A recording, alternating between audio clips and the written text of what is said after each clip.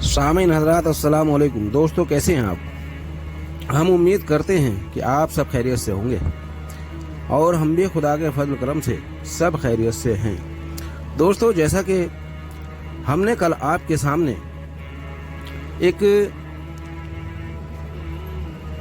वाक़या पेश किया था कि हज़रत अबू बकर सिद्दीक़ रज़ियल्लाहु अन्हु को खलीफा बनाए जाने का वाक़या। अब इसकी दूसरी किस्त आपके सामने है। यानी जैसे हज़रत सआद बिन ज़ैद रज़ियल्लाहु अन्हु ने मेरी इस बात का इनकार किया और कहा कि मेरा तो ये ख्याल नहीं है कि हज़रत उमर आज ऐसी बात कहें जो उनसे पहले किसी ने ना कही हो, क्योंकि दीन तो हुजूर सल्लल्लाहु अलैहि वसल्लम के ज़माने में पूरा हो चुका, अब कौन नई बात ला सकता है। चुनांचा हज़रत उमर रज़ियल्लाहु अन्हु मिंबर पर बैठ गए। फिर मौज़िन ने अज़ान दी।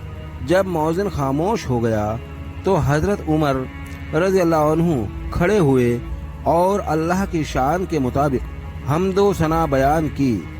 फिर फरमाया, अम्मा बाद, ऐ लोगो, मैं एक बात कहने वाला हूँ जिस बात को कहना पहले से मेरे मुक़द्दर में लिखा जा चुका है और हो सकता है ये बात मेरी मौत का पेश खेमा हो, लिहाजा जो मेरी बात को याद रखे और उसे अच्छी तरह समझ ले तो जहाँ तक उसकी सवारी उसे दुनिया में ले जाए वहाँ तक के तमाम लोगों में मेरी इस बात को बयान करे, और जो मेरी बात को अच्छी तरह ना समझे तो मैं उसे उसकी इजाज़त नहीं देता हूँ कि वो मेरे बारे में गलत बयानी से काम ले।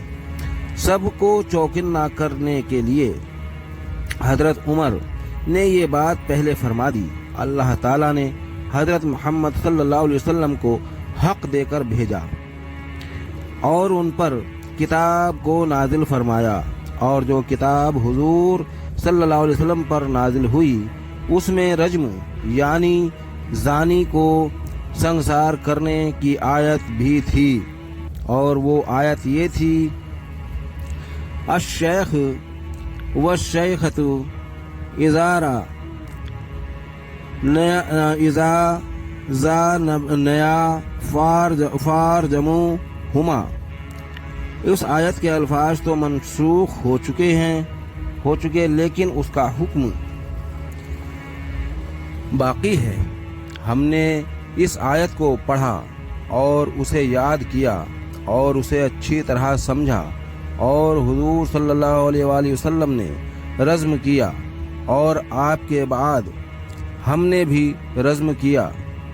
लेकिन मुझे इस बात का डर है कि तवील ज़माना गुज़रने पर कोई आदमी यूं कहे कि हम तो रज्म की आयत को किताबुल्लाह में नहीं पाते हैं, और इस तरह अल्लाह ताला के नाजिल करदा फ़र्ज को छोड़कर वो लोग गुमराह हो जाएंगे। ज़ानी को रज्म करने का हुक्म अल्लाह की किताब में था। जो मोहसन शादीशुदा मर्द या औरत जिना करेंगे और जिना के गवाह पाए जाएंगे, या जिना से हामला औरत जिना का इकरार करेगी, या कोई मर्द या औरत वैसे ही जिना का इकरार करेंगे, तो उसे रज्म करना शरअन लाजिम होगा। और सुनो, हम कुरान में ये आयत भी पढ़ा करते थे, ला तरगबू अन आबाइकुम फ़इन्ना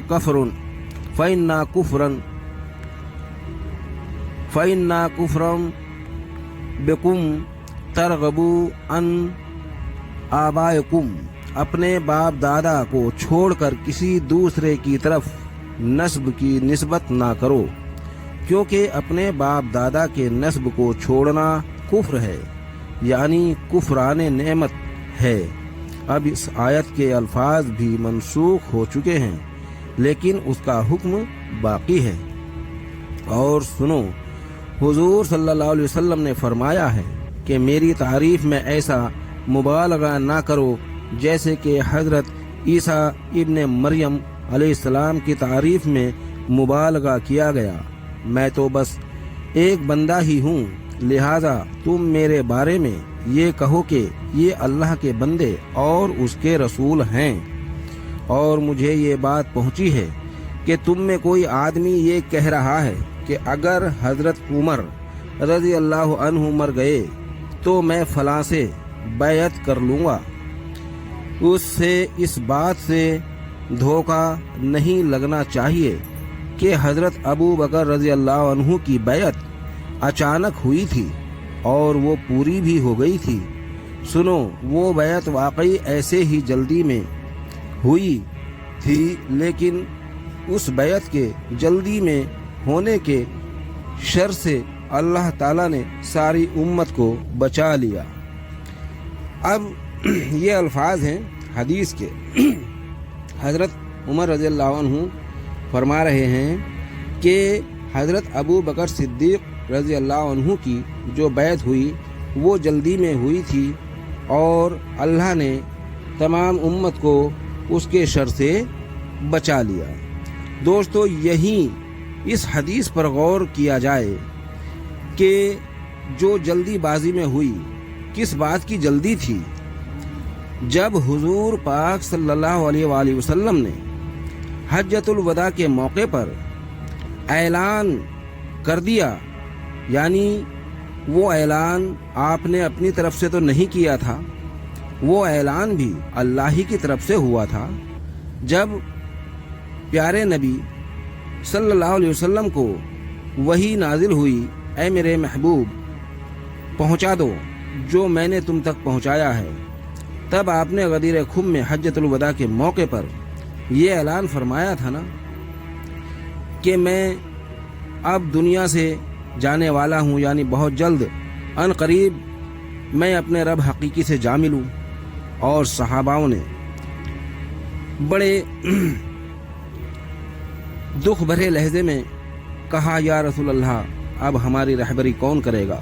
تو آپ نے فرمایا، میں آپ سب کو تنہا چھوڑ کر نہیں جا رہا ہوں، میں تمہارے درمیان دو چیزیں چھوڑ کر جا رہا ہوں، ایک کتاب اللہ کی کتاب، اور دوسری میری اطرت یعنی میری اہل بیت۔ دونوں کو مضبوطی سے پکڑ لینا۔ جس نے دونوں کو مضبوطی سے پکڑ لیا وہ کبھی گمراہ نہیں ہوگا۔ اب اس حدیث کو دیکھیے، اس پر غور کیجیے، اور یہاں حضرت ابو بکر صدیق رضی اللہ عنہ کی جو خلافت قائم ہوئی، اس واقعے پہ نظر ڈالیے تو آپ کو سارا معاملہ یہیں سمجھ میں آ جائے گا۔